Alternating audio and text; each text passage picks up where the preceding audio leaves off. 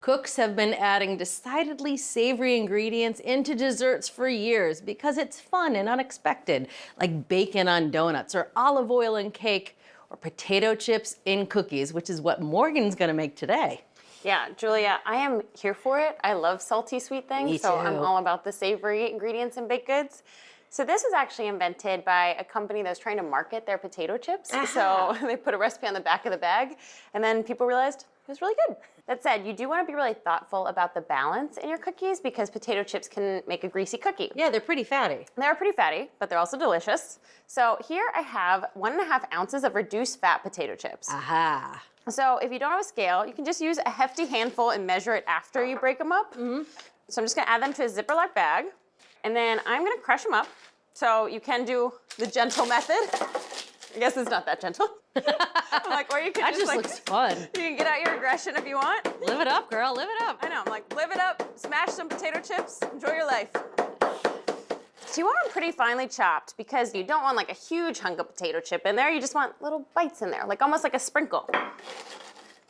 All right, so this is where if you don't have a scale, you can just measure this. If you start with 1.5 ounces, you'll get 1/2 cup of crushed potato chips. Oh, okay. And they are going into 3/4 cup of all-purpose flour.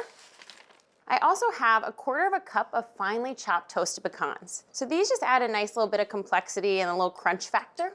And then I also have 1/4 teaspoon of salt. So it's just table salt, but honestly, even with the potato chips, they're not salty enough. We want to drive home the salty sweet.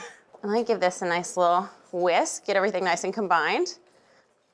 So we have our dry mixed, and now we can move on to the butter. So this is a lot like a standard shortbread cookie. So here I have 8 tablespoons of unsalted butter. I'm gonna add 2 kinds of sugar. So I'm gonna add 1/4 cup of granulated sugar and 1/4 cup of confectioner sugar. Interesting. Yeah, so confectioner sugar has some cornstarch in there and it's a little more fine, so it gives it a really nice shortbread texture. And I'm gonna bump this up to a medium-high speed, and I'm gonna let it go until it's really nice and light and fluffy. All right. It'll take about 3 minutes. So now I'm gonna add in a large egg yolk, and then I'm also gonna add a 1/2 teaspoon of vanilla. I'm gonna mix these until they're really well combined. Just put it back over medium-high. All right, also looking good. You just get every little bit in here. So it's a pretty simple dough to put together. Here I have my dry ingredients. So I'm gonna add these in 3 different additions. So that's mostly just because you can get that like plume of flour happening. Yep. So you kind of just wanna add little bits at a time. So I'm gonna do about 1/3 of it. All right. So let's get our second batch in here. All right. And last bit. So once you start adding the flour, you want to be a little more thoughtful and careful with your mixing just because you can develop gluten, and these are very short, light cookies. You don't want it to turn into a tough cookie. So you want to Gotcha. be gentle, just again, over low speed. Honestly, I'm going to give the last little bit a stir by hand. Always a good idea. Oh yeah, I did leave a nice little trail of flour down here at the bottom, but you can kind of Happens just to like the best of us. happens to the best. Thank you. It does. I'm just gonna get in here. I'm using a number 70 scoop, Okay. but it's essentially a scant tablespoon each. Okay. And if you have a scale, you can use that. Sometimes I like weighing cookies. It's about 15 grams each cookie. Okay. So I'm gonna go through and I'm gonna get 24 cookies. I'm gonna do 12 per tray, and I'm gonna keep them about 3 inches apart on the tray. I'm just gonna keep going until I have all 24 of these scooped, and then I'm gonna pop them in the fridge just to firm up the dough a little bit. It'll only take about 10 minutes. Okay, so I left one sheet in the fridge just so that I can chill and stay chilling while we do these. But yeah, they firmed up nicely. Really quickly. Yeah, so I'm gonna stamp these. So I have a drinking glass and dip it in flour, and then go in for a cookie, and just give it a nice little stamp. And the chill helps it be a little less sticky, but honestly, there's a pretty sticky dough, so it still sometimes sticks a little bit. And you can go in and you can just use an offset spatula or a knife or whatever you're comfortable doing if you need to. First one, always a little stickier. You haven't floured it much. It's like the first pancake. The first pancake, you know? All right, I always like to check my first. That's pretty close to 2 inches.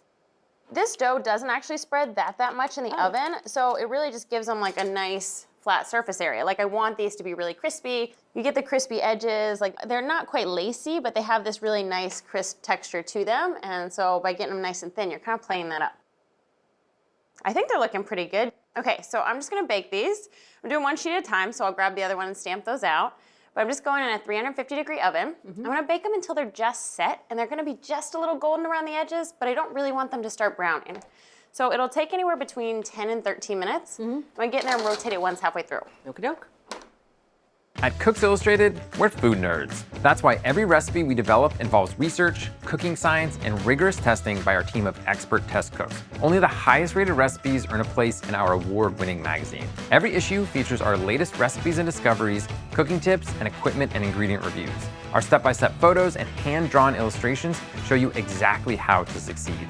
So, are you ready to become the best cook you know? Subscribe to Cooks Illustrated magazine at cooksillustrated.com today. Oh. Oh yeah, these are looking good. All right, so this is exactly what we're going for.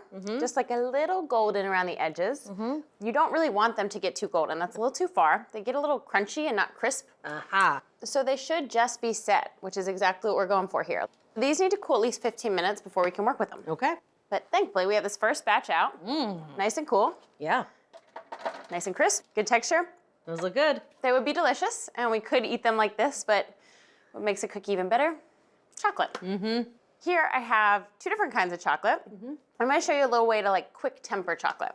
So I have 6 ounces of finely chopped bittersweet chocolate. I'm just gonna microwave this at 50% power. I'm gonna let it go about 15 seconds at a time and just get in there and stir really regularly until it's fully melted, but I don't want it any hotter than like my own skin temperature. So you can feel it, and if it starts feeling hotter than that, that's too far. You kind of just wanna go by feel.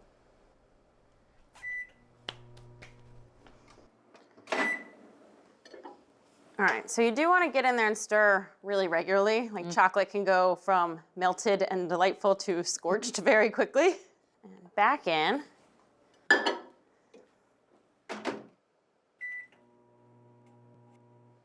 Oh, we're getting somewhere. That's close. It is close. Is it closer or is it there? It's right on that line. I know, I think it actually might be there because it's a little bit warm, so I kind of think the bowl's going to get me the rest of the way there. Okay. All right. So here I have 2 ounces of grated bittersweet chocolate. So this I use a rasp style grater. So I always like to freeze it because it makes it a little easier to grate it. So smart. But you just get this really fine chocolate, and the warmth of the chocolate that's already melted continues to melt it. And that just makes sure as all the chocolate melts, it goes into the right crystalline structure so that it tempers properly on the cookie and gets nice, hard, and shiny. Yeah, we want a hard and shiny chocolate shell. We don't want any like soft chocolate shell. Nothing with streaks. Exactly, yeah, like chocolate is its own world. I have a friend who's a chocolatier and it's amazing, but it's like, it is a complicated art. All right, so I still want to be able to see these cute cookies. So I'm just gonna do a little dunk, but about halfway. Oh, the half moon style. The half moon dunk. The first one's maybe not the most beautiful. I'm like, that's okay. So I'm just gonna smear off any extra here. Gorgeous. And then on the back as well. And you can still tell what you're eating, but you've got a nice little bit of chocolate on it. So again, a little dip and dunk. And a smear. All right. Those cookies look gorgeous. So we've got plenty of the chocolate left for the second batch once that's cool. I do need to let those fully cool. But before these are fully cool, I do want to sprinkle them with just a little flake sea salt. Aw. So I've got 2 teaspoons total here. I'm gonna use about half on each batch. And I'm gonna do a nice little sprinkle. Again, it's that sweet savory combination. Yeah, it also is just really pretty. All right, so I'm gonna pop this in the fridge for about 15 minutes. That chocolate's gonna get nice and firm, and then we can move on to the second batch. Okay. All right, these are nicely firm and set, and it's time for us to dig in. All right. These are gorgeous. I know, aren't they so like fancy potato chip cookie? And it didn't look like a lot of batter, but it made a lot of cookies. I know, well, and it's a really beautiful like setup. I'm sort of like, this is like I said, this is like the kind of thing you could bring to like a dinner party and people be psyched about, or it's the kind of thing you're like, I'm gonna sit on my couch with this platter and enjoy myself. These are incredible. For full episodes of your favorite cooking shows, head over to ATK's Full Episodes channel on YouTube. You can stream complete seasons of America's Test Kitchen, Cook's Country, and more. See you there.